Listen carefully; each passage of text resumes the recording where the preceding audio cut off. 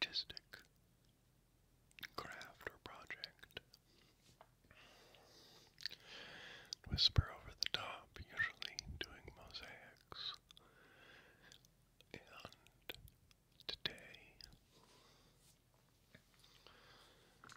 I show myself making a representation of Thor's hammer.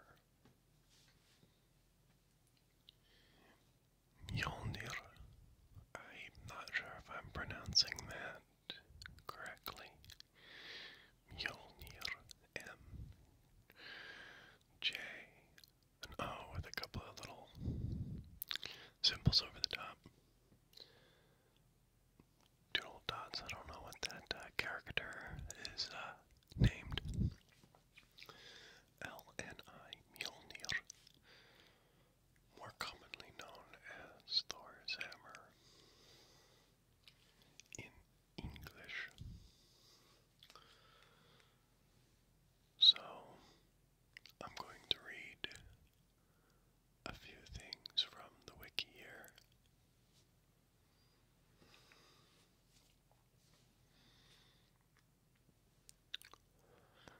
Here we go. In Norse mythology, Mjölnir is the hammer of Thor, a major Norse god associated with thunder.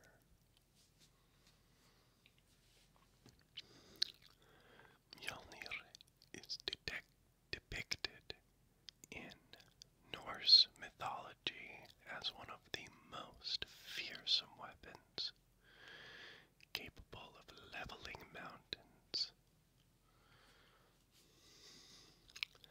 In this account of Norse mythology, Snorri Sturluson relates how the hammer was made by the dwarven brothers Sindri and Brokr, and how its characteristically short handle was due to a mishap during its manufacture. Okay, so now they get into the etymology, the roots of the word, and since I don't speak Swedish, Danish, Norwegian, Icelandic, or the root Germanic language, Russian, or Indo-European languages, I'm just looking through here. I'm not going to try and do all that. It's going to be a bunch of stuff that I can't say. So if you happen to be reading along in the Wikipedia for Mjölnir, I'm going to skip the name part and get on to the next section, which is going to be the stuff I'm more interested in. Norse mythology. Okay, I'm going to try and pronounce this.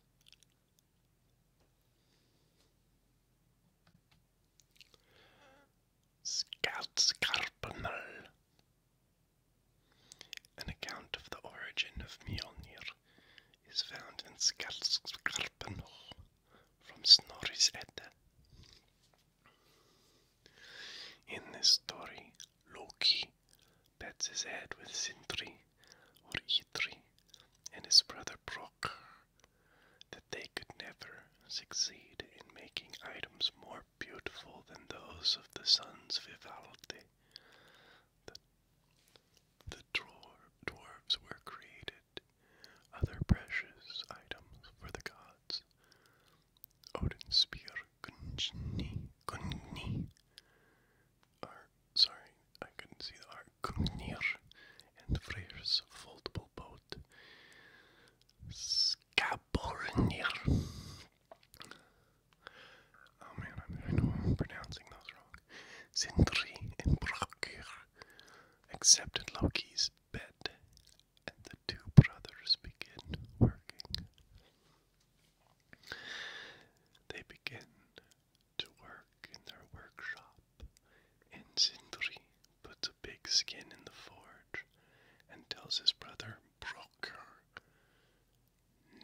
to stop working the bellows until he comes and takes what he put in, out what he put in. Loki, in disguise as a fly, comes and bites Brokkr on the arm. Nevertheless, he continues to pump the bellows.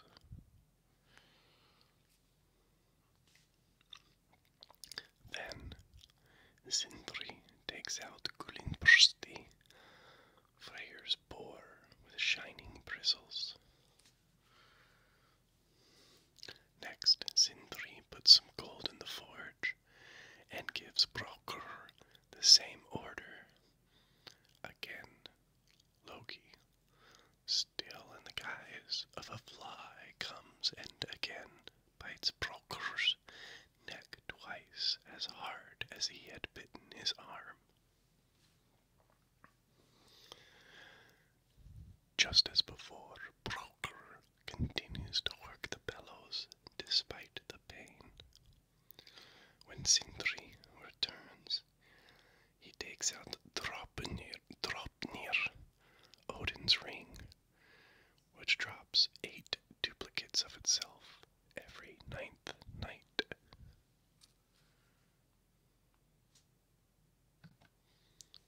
Finally, Sindri puts some iron in the forge and tells Brokkr not to stop pumping the bellows.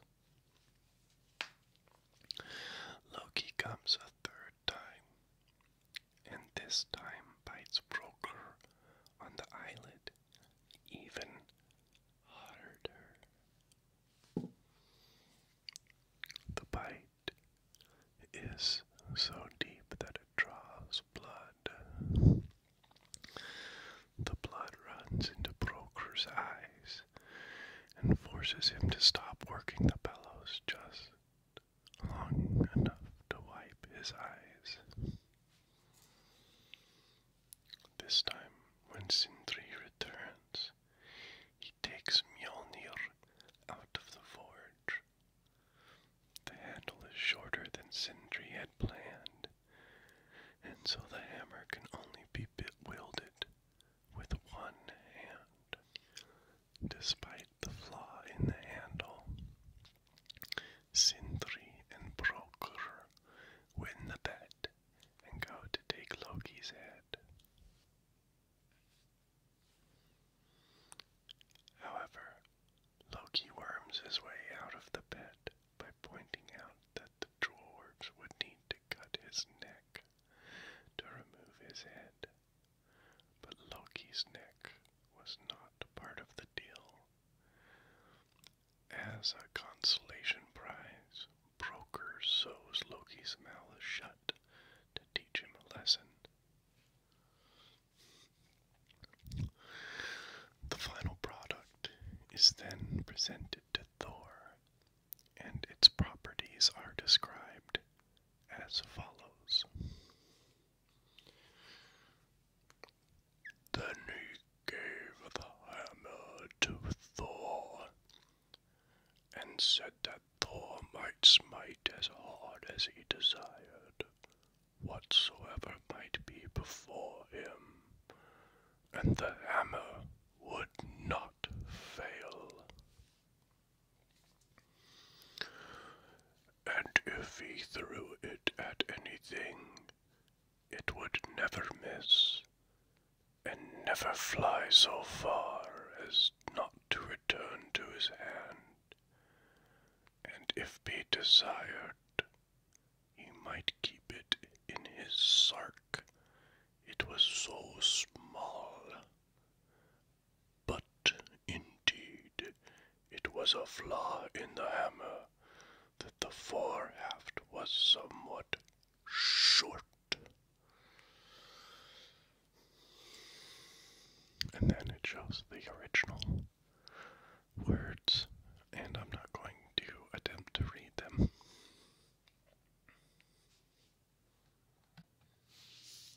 Okay, now on to the next section. It's called Poetic Edda.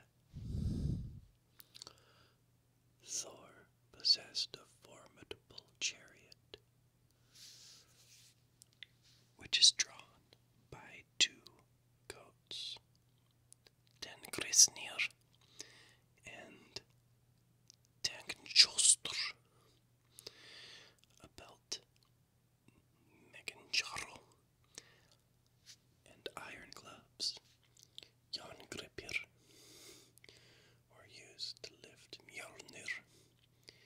Mjölnir is the focal point of some of Thor's adventures.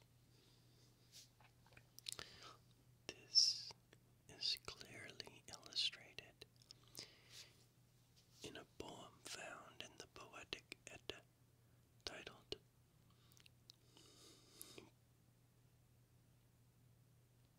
I can't read it, it's in a different language, Primskta.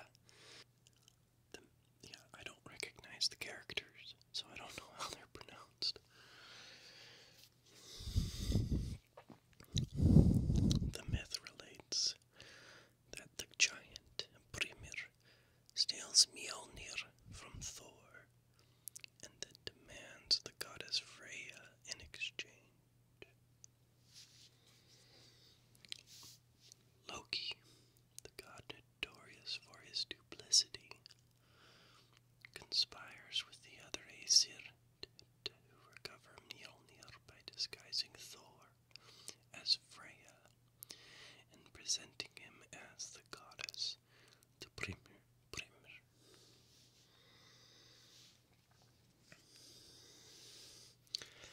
At the banquet Brimir holds in the honor of the impending union, Brimir takes the bait.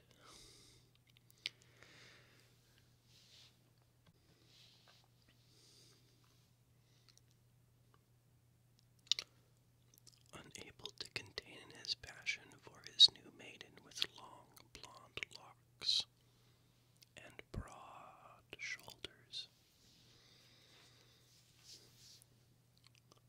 as Brimir approaches the bride by placing Mjolnir on her lap, Thor rips off his disguise and destroys Brimir and his giant cohorts.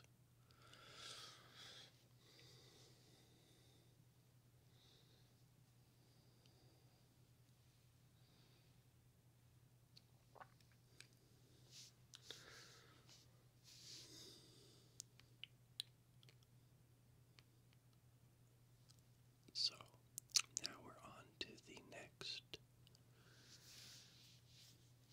section of Wikipedia. Archaeological record.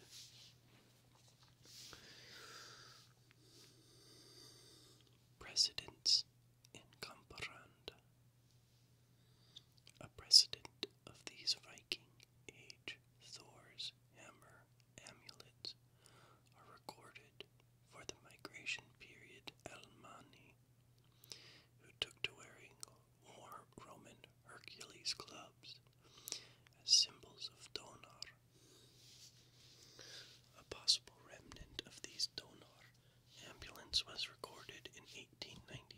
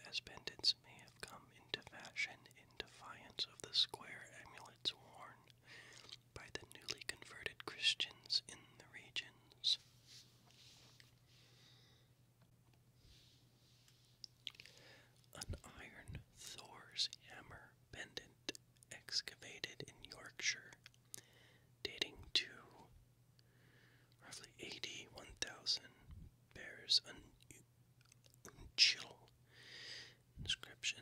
Mjölnir. I don't know what that word is. Uncial. Interesting. Mjölnir inscription preceded and followed by a cross, interpreted as indicating a Christian owner, synchronizing pagan and Christian symbolism. A 10th century soapstone mold found at Trengarten, Jutland, Denmark, is notable for allowing the casting of both crucifix and Thor's hammer pendants. So someone was creating a stone that they could create jewelry to sell. Once again, the almighty dollar is the true motivation. Taking advantage of people's religious, I guess not taking advantage, seeing opportunity in people's religious beliefs to play both sides. That's interesting. Both Thor's hammer and the cross. Anyway, unusually, the elongated limb of the cross ends in a beast's, perhaps wolf's, head. Well, maybe then it was not exactly what I thought. Oh well. The Koblev runic Thor's hammer, found at the Danish island of Lolland in 2014, is so far the only one bearing an inscription, proving that this kind of pendant is meant to be a hammer. The inscription reads, Himjar X is, which translates to this is a hammer.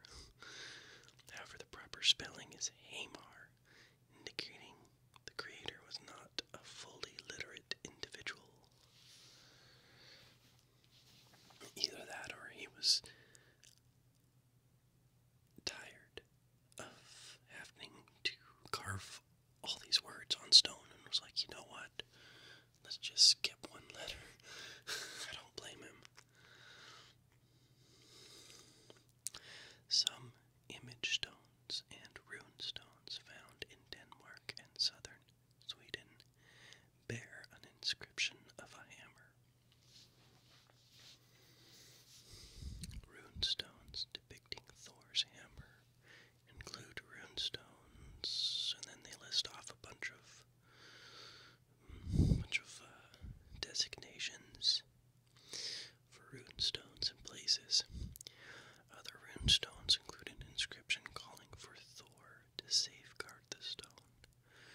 For example, the stone of Viring in Denmark had the inscription Uki Pisi Kumul, which translates into English as May Thor hallow this memorial.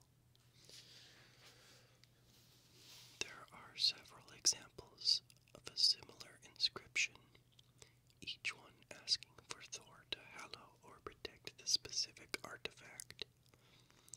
Such inscriptions may have been in response to the Christians, who would ask for God's protection over their dead.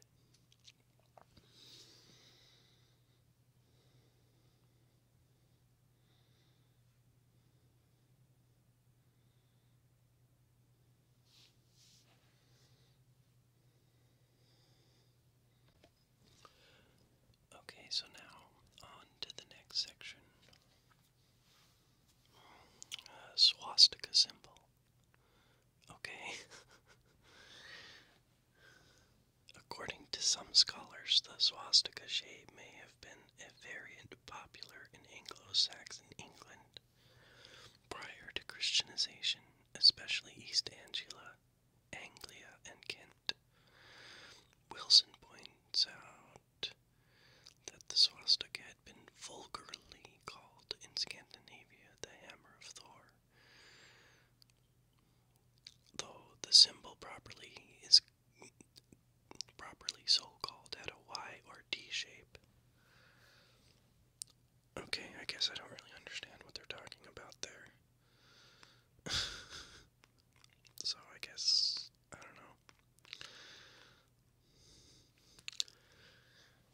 Because it seems like a Y or a D shape wouldn't be a swastika symbol. I don't know. That's weird. Modern usage. Most practitioners of Germanic neo-pagan faiths wear Mjölnir pendants as a symbol of that faith worldwide. Renditions of Mjölnir are designed, crafted, and sold by some Germanic neo-pagan groups and individuals. Some controversy has occurred concerning the potential recognition of the symbol as a religious symbol by the United States government. In May 2013, the Hammer of Thor was added to the list of United States Department of Veterans Affairs emblems for headstones and markers. And then that's pretty much it as far as the Wikipedia goes.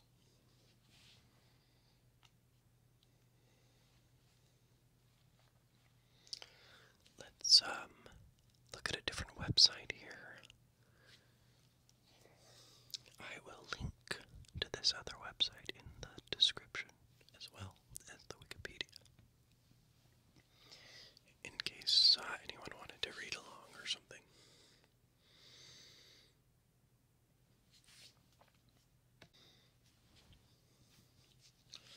Okay, so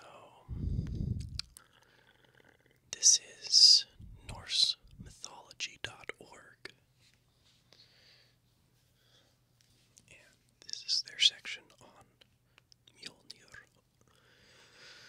Of all the symbols in Norse mythology, Thor's hammer, pronounced roughly Mjölnir, is one of the most historically important and is probably the best known today. Thor was the indefatigable,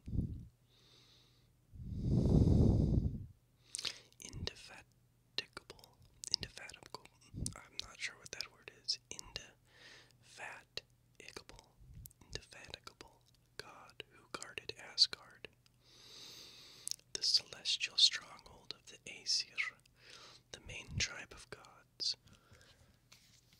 and goddesses in Norse mythology. The giants, the forces of chaos, were often trying to destroy Asgard and kill the Aesir, and it was Thor's task to prevent them from doing so. The hammer was his primary weapon.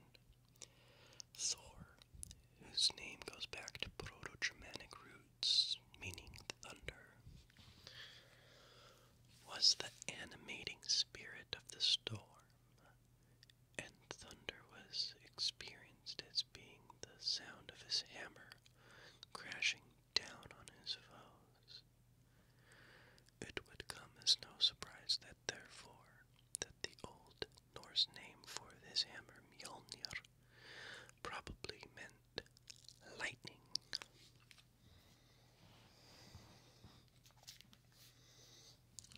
While the etymology of Mjölnir is uncertain, most scholars trace the name back to an Indo-European root that is attested in the Old Slavic word Mjölnir.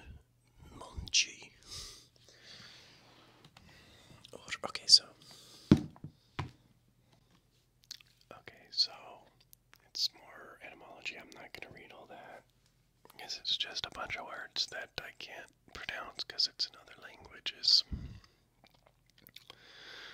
Thor's hammer as an instrument of blessing, consecration, and protection. Thor's hammer was certainly a weapon, and the best weapon the Aesir had, in fact, but it was more than just a weapon. also occupied a central role in the rituals of consecration and hallowing. The hammer was used in formal ceremonies to bless marriages, births, and probably funerals as well. In one episode from medieval Icelandic historian Snorri Thorsteinsbró's Edda, Thor once killed and ate his goats, then brought them back to life by hallowing their bones with his hammer. Talk about having your cake and eating it too. The medieval Danish historian Saxo Grammaticus records that huge hammers were kept in one of Thor's temples in Sweden, and that periodically the people would hold a ritual there that involved beating the hammers against some kind of drum that would resound like thunder. This could have been a ceremony to bless and protect the community and to ward off hostile spirits. Historian Hilda Roderick Ellis Davidson provides an excellent summary of the use of the hammer.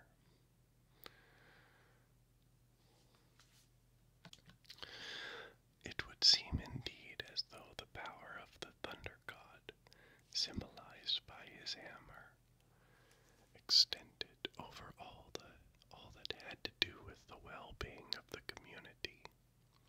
It covered birth, marriage, and death,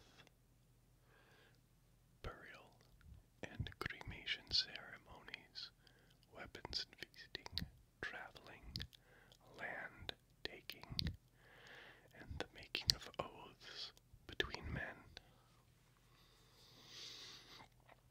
The famous weapon of Thor was not only the symbol of the destructive power of the storm and of the fire from heaven, but also protection against the forces of evil and violence.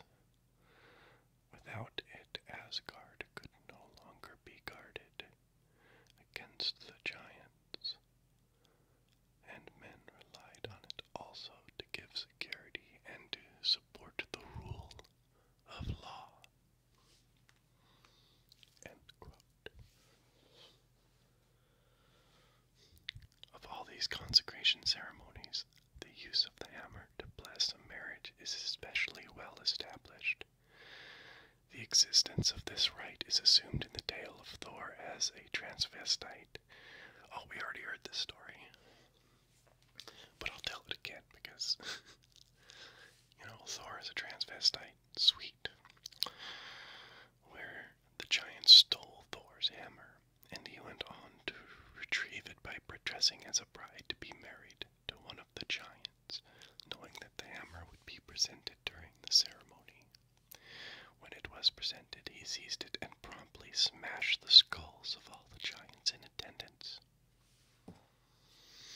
A Bronze Age rock carving from Scandinavia apparently depicts a couple being blessed by a larger figure holding a hammer, which indicates the considerable antiquity of this notion.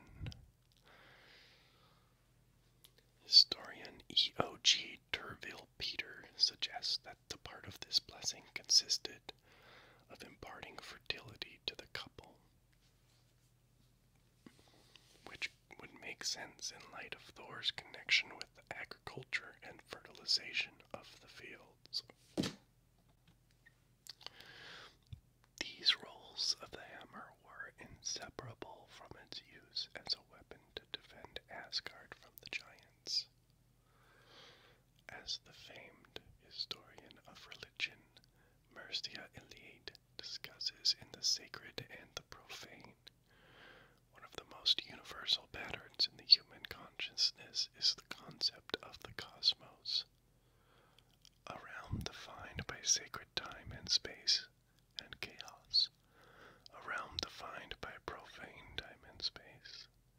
The cosmos is typically envisioned as a circle, an island in a sea of chaos. In Norse mythology, cosmos and chaos were called respectively, Innengard and Utgard. Asgard, the homeworld of the gods, and Midgard, the homeworld of humanity, both have the element guard in the modern English versions of their names.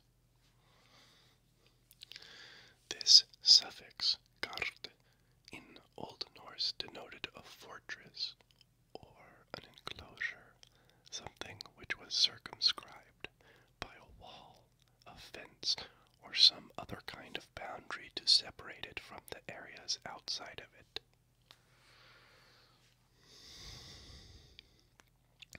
It was a cosmos that was protected against the Utgard chaos that surrounded it. It was a cosmos that was protected against the Utgard chaos that surrounded it. The world of the giants was called either Jotunheim or Utgard. Jotunheim simply means the home of the giant, while Utgard means outside of the guard, just like the more general term Utgard. The Aesir humanity and their worlds were seen as being in Utgard, a cosmos, while the giants in their world were seen as being Utgard, chaos. When something or someone was consecrated with Thor's hammer, it, or he or she, was taken from the realm of chaos and absorbed into the cosmos. It was protected from the ill effects of chaos and its denizens, and sanctified and sanctioned by the social order and its divine models. The profane was banished and the sacred was established. This pattern is borne out both in the use of the hammer as a weapon and in its use as an instrument of blessing, consecration, protection, and healing. When Thor smote giants with the hammer, he was defending the cosmos and banishing the forces of chaos. When he blessed a marriage, a birth, or a field, or even a dead person with it, his act had the same religious/psychological significance.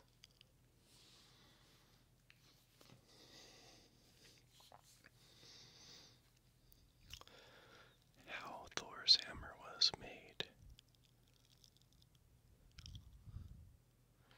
The story of how Mjölnir came into existence is told in the tale of the creation of Thor's hammer. To briefly summarize, we had a brief summarization of this in the other one, but I'll read it again because this seems to be a little different. One day, the trickster Loki was feeling especially tricksy and cut off the long golden hair of Thor's wife. Enraged, Thor was about to kill Loki when the latter swore to go down to Svartalfheim, the land of the dwarves, who were renowned as the greatest smiths in all of the 9 worlds. There he would obtain a head of hair for the sif that was even more marvelous than the one he had lopped off. Thor consented to this plea bargain. While in the cavernous smithies of the dwarves, Loki was able to acquire his prize, and by cunningly challenging several dwarves to prove who was the best smith, he acquired several more treasures for the gods as well. Among these was Thor's hammer, which was short in handle because Loki, in the form of the fly, bit the eyelid of the dwarf who was forging it. When Thor saw the hammer, the finest weapon in the universe despite its flaw, he agreed to let Loki live. And then this webpage shows a picture of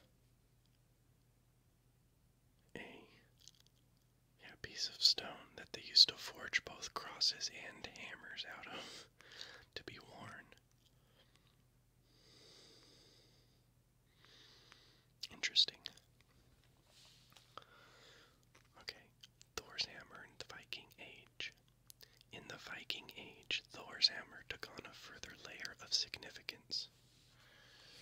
Christian missionaries were arriving in the northern lands who attempted to convert the Norse to their own monotheistic religion and worldview.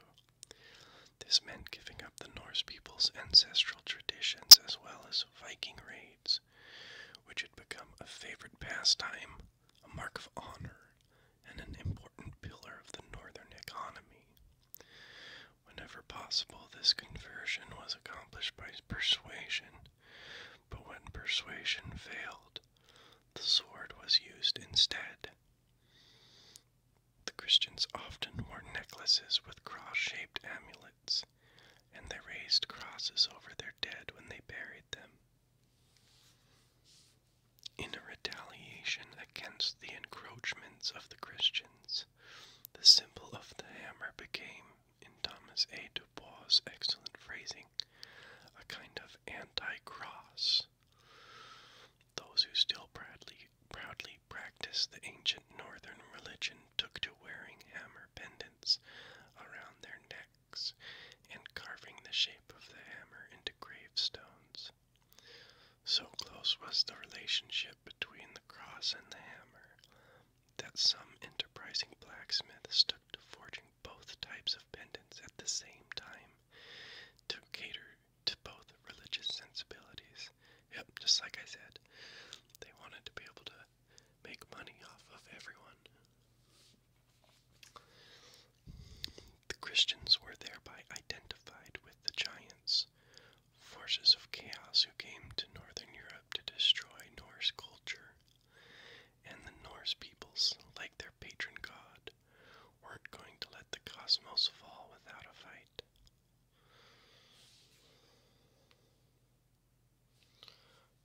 And then this person says, looking for more great information on Norse mythology and religion.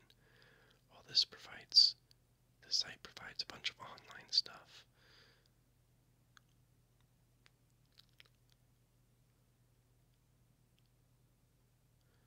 the Viking spirit. Interesting, maybe I'll order that book.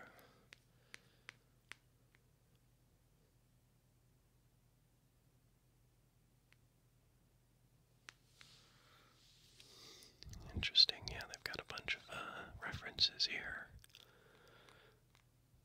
to read. Okay,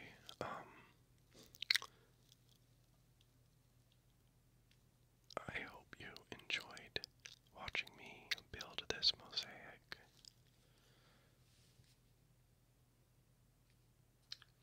If you enjoy my channel and would like to help support me, consider buying a mosaic or custom ordering one. Go to my Etsy, Wandering Mosaic,